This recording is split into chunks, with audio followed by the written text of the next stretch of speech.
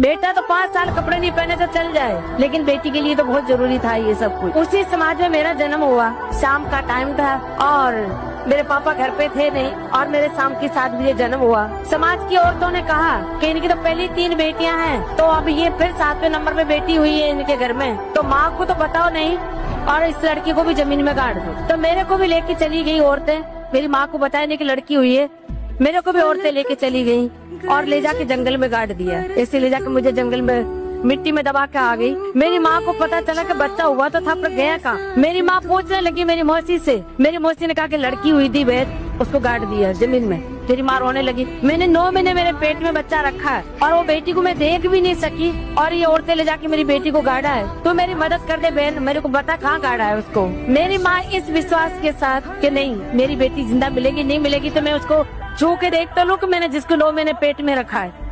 इस उम्मीद के साथ मेरी माँ चली गई जंगल में मेरी मौसी के साथ। मुझे तो खोद के निकाला तो मेरी सांसें चल रही थी और मैं मेरी माँ को जिंदा मिली। ऐसे करते करते मैं 7-8 साल की थी। उस घर में मैं डांस कर रही थी और वहाँ पे टूरिज्म डिपार्टमेंट के लोगों की नजर पड़ी। उन्होंने मुझे स्टेज तक आने का मौका दिया। जो भी मुझे देखते ये कहते कि ये लड़की बहुत आगे जाएगी, बहुत आगे जाएगी, इसमें भगवान ने वो कला दी। उस आगे आगे के चक्कर में मैं 165 कंट्री जा, उसी आगे आगे के चक्कर में मुझे भारत सरकार ने पद्मश्री दी,